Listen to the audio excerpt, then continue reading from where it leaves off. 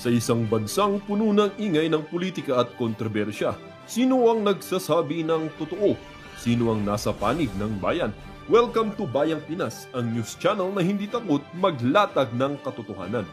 Dito, pinag-uusapan natin ang mga isyong may kinalaman sa kinabukasan mo, politika, pamahalaan, at ang tunay na kalagayan ng ating bansa. Hindi kami bayad, hindi kami bulag. Sa Bayang Pinas, ang boses ng mamamayan ang tunay na headline. Kaya kung sawang-sawa ka na sa mga baluktot na impormasyon at scripted na kwento, dito ka na. Dito sa Bayang Pinas, tayo ang bantay at boses ng bayan. Kung gusto mong manatiling mulat at informed, don't forget to like, share, and most importantly, subscribe dahil sa panahon ngayon, ang kaalaman ay kapangyarihan. Ito ang Bayang Pinas, balitang totoo, pusong makabayan para sa sambayanang Pilipino. Tara na't alamin ang tunay na balita. Wala nang maniniwala sa iyo, Bongbong. Ang taong bayan, wala na! Pinapahirapan mo lang ang sarili mo at ang bansang Pilipinas! Wala na! Lahat ng tao sa Pilipinas, wala nang tiwala. Hindi na naniniwala ng presidente na nasa tamang kaisipan. Bakit? Sinabi mismo ng ate mo. Hindi mo na alam ang ginagawa mo, utal-utal ka na. Umuwi ka na, Bongbong! Sabi ni Aide, umuwi ka na. Parang awa mo na sa Pilipinas, Bongbong. Mayaman ka na rin, umuwi ka na. Tapos mag-state witness ka, Bongbong. Kahit ikaw ang mastermind, state witness ka pa rin. Ako. Bongbong, umuwi ka na, pag-iusap. Araw po sa inyong lahat. Kagaya ng aking nasabi nung nakaraang report ko, ay patuloy ang pagre-report ko sa taong bayan tungkol sa mga kaso at saka sa mga impormasyon na nakukuha natin tungkol sa mga flood control project na hindi maganda. At kaya ngayon ay nais kong ipalaman sa ating mga kababayan na ang ICI at saka ang DPWH ay lahat ng nakuha. Kala ko ba yung ICI ay ay independent? Akala ko ba, Bongbong, yung ICI ay independent, ba't pinakikialaman mo, Bongbong? Tama na, umuwi ka na. Nilalaglag na po niya si Mati Romualdez. Parang kailan lang ang pinapahirapan ay si Sara Duterte. Ngayon lahat sila ay nagkagagata na parang asong ulul. Ayan silang lahat ay naglaglagan at banatan silang tatlo. Aalis at uuwi ka na, Bongbong. Dalian mo na, nahirapan na kami. Ang mahal ng bilihin. Bagsak pa ang ekonomiya. Oy, Bongbong, uwi ka na, boy. Wala na, tapos na. Umuwi ka na, sabi ni Jaime Marcos. Hindi ko po sinabi yun, sabi ni Jaime Marcos yun. Umuwi na siya. Inaano ko lang, nire-remind ko lang si Bongbong Marcos. Huwag kayong ganyan. Sabi, Jaime, uwi na tayo. Uwi na. Diba? Do you think Zaldico has in his possession enough evidence against these people that he is accusing? Like, were you guys able to talk about it or text about it in one of your conversations? Nako, ayan na po. Ito po ang kinakatakutan ni Bongbong Marcos. Ito, alam na po ng mga pinklawan. Alam na po ng mga makapangyarihan sa Pilipinas na si Bongbong Marcos ay bilang na ang araw niya sa Malacanang. Alam na po nila. Kasi yung mga susunod na pasabog ni Zaldico, mga kareaksyon, hindi na po nila kayang pasinungalingan. Baka nagkabilangan no? Mga kareaksyon. Ito na. Pakinggan po natin ang mismong abogado ni Zaldico. Yung pong pinagsasabi ni Bongbong kanina sa kanyang Facebook page. Wala yun! Paghuhugas ng kamay yun! Diba sabi ni Manong Chavit Singson, si Bongbong Marcos ang pinakamalinis na presidente sa kasaysayan ng universe. Bakit? Tanong niyo po, sabay-sabay kayo, tanong niyo sa akin. Bakit? O, yung iba hindi naman nagtanong eh. Sabay-sabay. Sabi niyo sa akin. 1, 2, 3. Bakit? Lagi siya naguhugas ng kamay. Kaya siya yung pinakamalinis na presidente. Ito mga kareaksyon, pakinggan po natin ang attorney ano pangalan nito? Ni Saldico, di ba? Zaldico has in his possession enough evidence against these people that he is accusing. Like, were you guys able to talk about it or text about it in one of your conversations? More than that, I've seen the evidence, Sean. So, yes, the answer to your question is yes. Nako, more Yes, than that daw. Ang tinatanong lang nung media, meron bang enough evidence? More than that, nakita daw po ng attorney yung mga ebidensya. Nako! Yan ang sinasabi natin dyan mga kareaksyon. Kabadong-kabado na sa bagay si Bongbong Marcos, hindi naman niya kinakabahan. Kasi wala namang alam. Hindi naman niya alam ang nangyayari, di ba? Ganito kasing kinakanta niya araw-araw. Bawat yugto ng sandali, halos di ko alam, naglalakbay ang diwa. O, di ba ganoon? Hindi ko na alam yung lyrics nun. Pag-i-share nyo sa akin yung lyrics nun sa comment section para naman makanta ko sa inyo. May pangarap po kasi ako maging singer. Pero kakantahan ko lang yung mga pinapaalis natin sa Malacanang. Against how many people? A lot? Zaldico has in his possession enough evidence against these people that he is accusing. Like, were you guys able to talk about it or text about it in one of your conversations? More than that, I've seen the evidence, Sean. So, yes, the answer to your question is yes. He has enough. Against how many people? A lot? And is it solid in your opinion as a lawyer? Yes, absolutely. I've seen a lot. I don't know if he's shown me everything. And besides the people he has already named in the 3 videos that he has released, I'm thinking there are a couple more. But I've said this also. No, I let my witnesses tell their story. I don't want to preempt him. Certainly, let's let him tell his story. Anyway, sinabi niya naman that there's another video forthcoming. Diba? Sabi niya, marami pa akong sasabihin. Attorney, does your client hold other evidence to prove itong na nakinabang nga si President Bongbong Marcos? I know he already provided a list of the projects, but are there ledgers, receipts, conversations to prove that? Yes, there are. There are receipts at the minimum. So, you mean Congressman Zaldico was keeping track of all these transactions while they were happening? It appears to me because my receipts show. I've seen the receipts. I just don't want to preempt him. So let's wait for him to disclose that when he deems it proper. Sir, ano pa sir, ibig sabihin ng receipts? Vouchers, hindi po BIR invoice. receipts, pero Screenshots? Delivered 1 peso to Rui Rondain, signed by Rui Rondain. So may mga acknowledge po, di ba? Usual yun sa mga voucher, even if they're informal, Yeah. di ba? Received by Yeah. ganito. Kahit yung houseboy yung nag-receive or household staff. May mga ganun Yes, po. hindi ko lang alam kung mga technical terms sa accounting, but yes, I And guess that's what you call the vouchers. Okay. And when it comes to yung mga tinatawag nating receipts, no, in the modern age, screenshots, etc., meron din of that kind. Ang nakita ko, photo ng actual receipt. So I assume that he has the actual paper na resibo mismo. And in these receipts, attorney, who acknowledged them or who received them? Let's wait for him to disclose that. Nako, ang presidente po tumanggap mga kareaksyon. Yan ang sinasabi natin, kaya kinakabahan na po itong si Bongbong Marcos. Naubusan na yata ng sabon para magugas ng kamay. Paubos na po yata yung sabon mga kareaksyon. Nako, yan ang sinasabi natin. Basta damning evidence. balikan ko lang sir yung resibo. I'm wondering lang sir kung anong nature ng mga resibong ito kasi it might seem, I mean, speaking from a layman's point of view, it might seem counterintuitive for anybody who's dealing with huge amounts of illegal money to sign off a receipt and say na, yeah, I received this much from you. Diba? Then again, this is a layman's point of view. Wouldn't it be more practical for a person to just make a call and say, nakuha mo na ba o hindi? Kaysa sa sign off? I know. I was just as shocked as you are na mayroong resibo.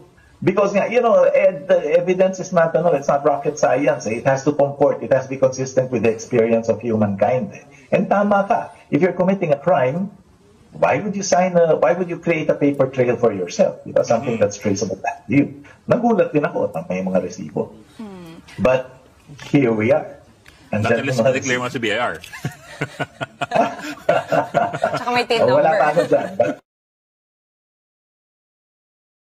Yan na po sinasabi natin. Yan po ang kinatatakot ni Bongbong Marcos. Yung pangalawang mga ebidensya pa na ilalabas ni Saldico. Baka mayroon pang video, may video, may kung ano-ano pa, di ba? Baka kinalat na lahat ni Saldico yan, mga karyaso. Nakakatakot po yan, mga karyaso. Para kay Bongbong Marcos.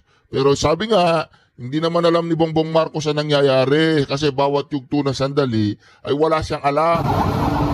Sa kasalukuyan mga kareaksyon, mga nagpoprotesta na nagmamahal kay Bongbong Marcos, nandyan po sila sa Quezon City sa Rotonda, ayan ayan nakikita po ninyo.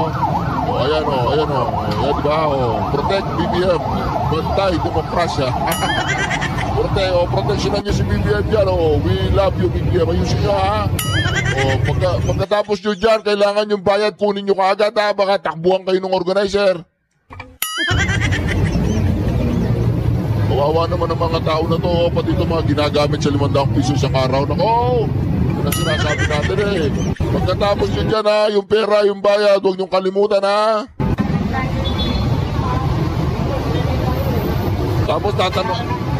Tapos tatanungin mo isa yan, yung gusto mo, si Bongbong Marcos o si Sara Duterte? Siyempre si Sara Duterte, gaganon yan, di ba? Para tuloy yung mga tao.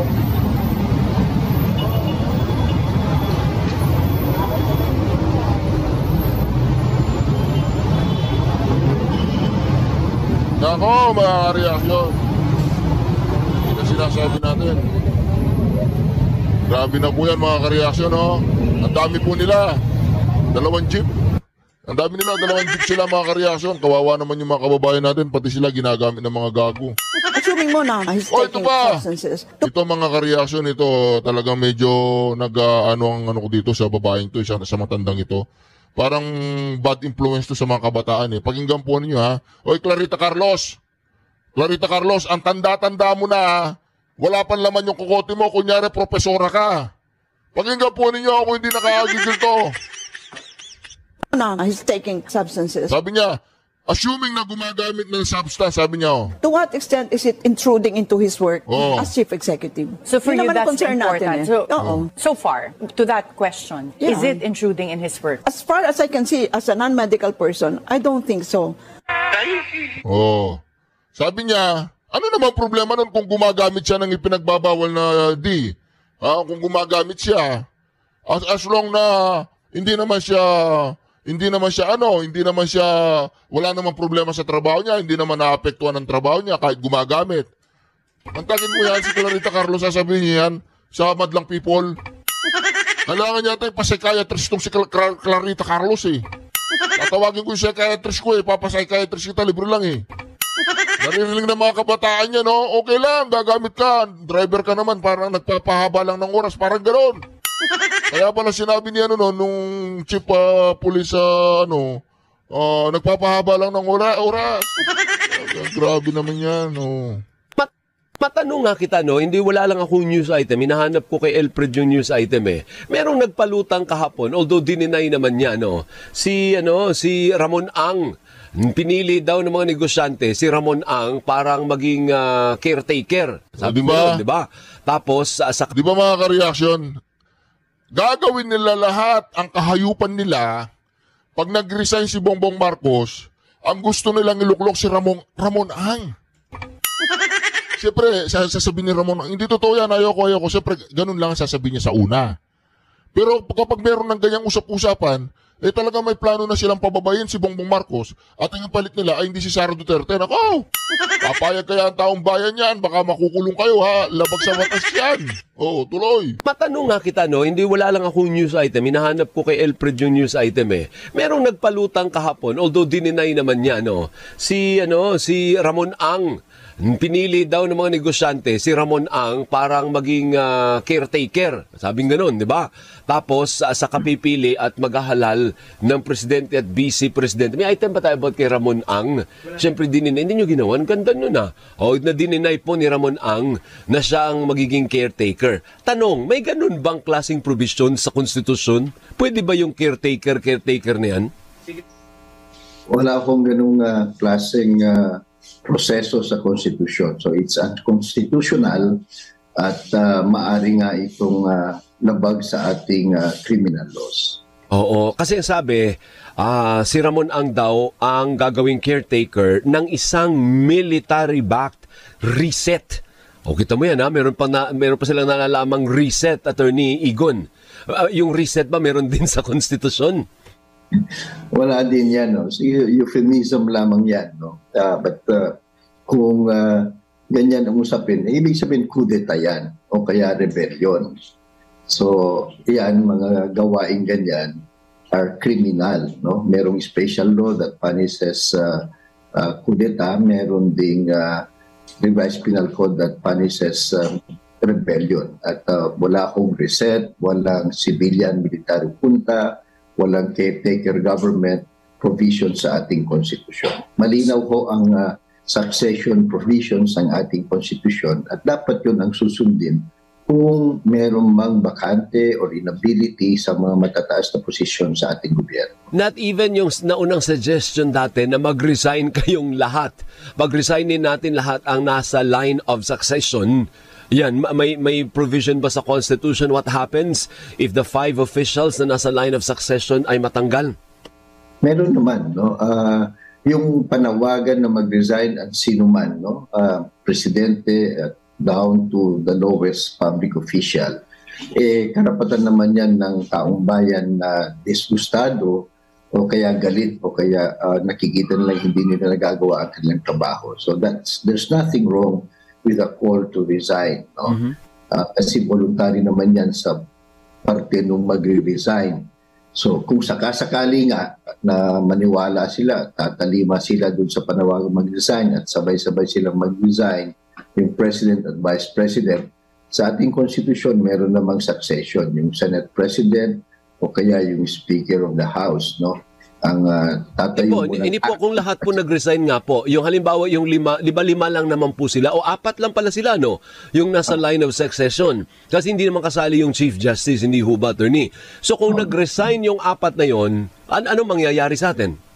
Well, meron kasing provision sa ating konstitusyon na calling for a special election.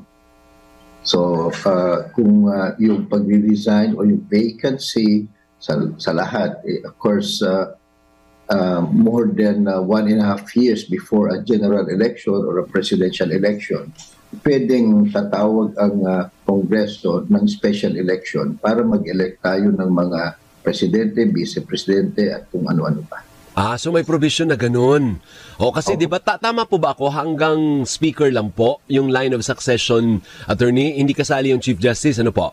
Hindi ho kasama yun ayon sa Constitution hanggang sa Speaker lang. Pero hindi natin po problemahin kung mag-resign ng Senate President kasi Senate itself will elect their Senate President. Ganun din ho ang Speaker of the House. So you don't need a special election for them kasi yung upper house at lower house sila na ang bahalang mag-elect kaagad ng kapalit ni Speaker. So malabong magkakaroon ng vacancy yun ng matagal. So habang nagkakaroon tayo ng special election for President and Vice President, yung Senate President ang maaring umupo. Okay. Tama. So, ibig sabihin, pag nag-resign man yung Senate President, meron pa rin namang papalit dahil ihala lang naman ng mga miyembro nila. So, parang lumalabas, walang katapusan na merong uupong Senate President o Speaker. Tama ko yan. Hindi naman pababayaan ng ating mga politiko na magkaroon ng vacuum sa leadership. At marami sa mga yan gusto maging Senate President o maging Speaker. Oo nga, tama yun. Ano po? So sa ating mga kababayan, na although in fairness kay Ramon Ang, nag-deny naman po siya kaagad. Sabi niya wala pong ganun. So maaring ito, Attorney, ay parang panlinlang lang din, panggulo, pang-distract lang din sa ating mga kababayan yung nagpalutang nung caretaker at military-backed reset. Well, saludo nga tayo kay RSA, no, sapagkat kaagad kinontra niya ito. At tama yung tingin mo. Sa tingin ko ito panggulo lang para siguro malihis itong dambuhalang kontrobersya, no? Yung iskandalo na ito at malilimutan na ng taong bayan yung primary focus natin at gusto natin malaman ng katotohanan at mapanagot sino man. Di ba?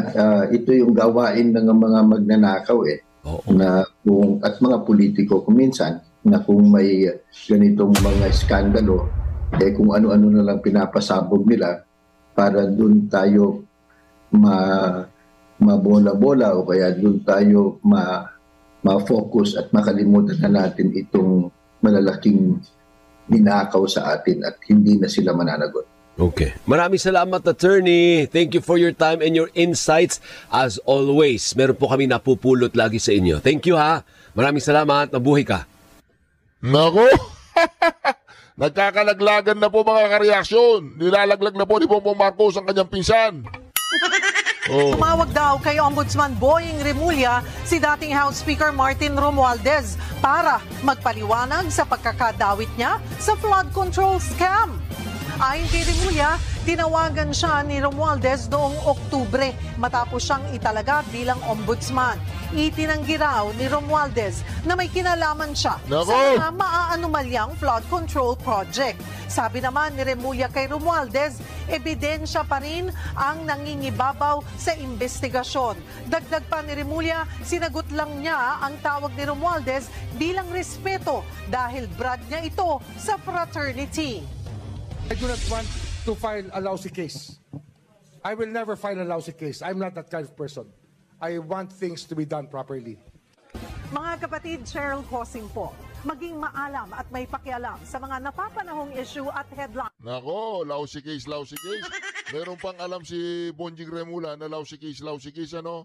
Sa dinami-daming ginawa niyang kalausian, dito alam niya na hindi siya magpapal ng lousy case. Siyempre, basta't protektado si Bongbong Marcos. Oo, ayaw nilang matanggal si Bongbong Marcos, ano? Di ba? Mukhang nadagdagan pa ang resibo na posibleng magdiin kay dating House Speaker Martin Romualdez. Nako, sunod-sunod.